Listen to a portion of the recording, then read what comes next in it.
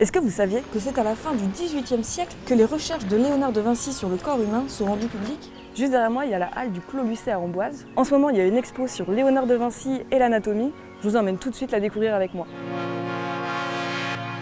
Tiens, coucou Léonard!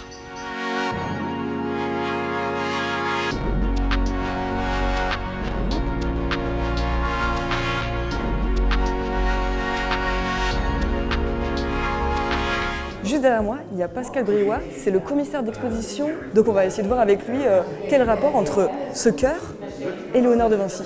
Alors Léonard a travaillé sur le cœur et en plus de ça, il a fait des découvertes. Il dit ce qui est important, c'est ce qui se passe au niveau des valves cardiaques. Alors Léonard se dit, mais la forme même de la valve crée quelque chose de très étonnant. Il est le premier à voir ça. Et il se décide à faire une maquette en verre pour pulser dedans de l'eau et des grains de millet, et il voit que ça forme des tourbillons. Et les médecins d'aujourd'hui, à Oxford, refont ce genre de modélisation avec l'électronique, et on voulait vous le montrer. Trop bien! Alors la thématique de l'exposition Léonard de Vinci et l'anatomie, la mécanique du vivant, c'est effectivement tout le savoir qu'a développé Léonard de Vinci sur la question de l'anatomie. Lumière douce, tamisée, chant grégorien. On est vraiment dans l'univers de la Renaissance. On est vraiment embarqué dans ce monde-là.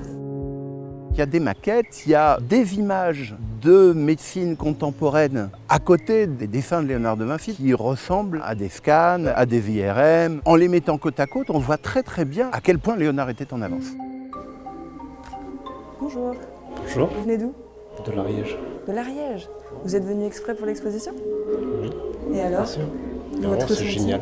Vous avez appris quelque chose en particulier qui vous a marqué? J'ai regardé surtout comment il disséquait les gens, comment il a appris. Vous avez fait tout le tour déjà ou pas encore? Non, Pas on encore. vient d'arriver. Ok, parce qu'il y a une surprise après, il y a une salle un peu particulière. Ah, d'accord. Vous l'avez pas vu encore? Ok, je vous dis rien. Je vous laisse découvrir. Je m'incruste. Bonjour. Ouais, bah salut. Je peux te filmer un peu? Je suis en train de faire un reportage. Bah ouais, pourquoi pas si tu veux. Alors, t'as appris des choses toi ici? Ouais, de fou. Enfin, je pensais pas du tout qu'il était vraiment plus qu'un artiste, on va dire, un peintre. Ici, il y a Dominique Lenaine. On va lui demander comment Léonard de Vinci a fait avancer l'anatomie. Léonard de Vinci avait une méthode de dissection qui associait la retranscription par le dessin et le commentaire. Donc il est rentré dans le corps, couche par couche, le corps en coupe. Il a également montré qu'on pouvait démonter des structures pour en découvrir d'autres. Enfin, il est rentré vraiment dans l'anatomie au plus profond, alors que c'était un artiste. Il aurait pu se contenter d'une anatomie superficielle. En fait, il a essayé de comprendre le fonctionnement de la vie, le fonctionnement des organes. Donc il est rentré dans un abdomen, dans un thorax, dans un crâne pour essayer de percer le mystère de la vie. Bonjour. C'est très très impressionnant le travail de reproduction du corps. Et bluffant, on s'y croirait. Enfin, il y a un côté un peu glauque quand même. Un peu perturbant. Un peu perturbant de voir un cadavre aussi bien représenté. Par exemple, où il a montré qu'au niveau de la main, si on veut connaître bien la paume de la main sur le plan anatomique, il y avait 10 couches successives de la peau au squelette.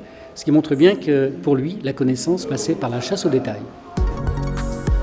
Il a confié ici un cardinal qu'il avait disséqué 30 cadavres dans son existence. C'est dire que ce n'était pas du tout secret, c'était fait au vu et au su des autorités.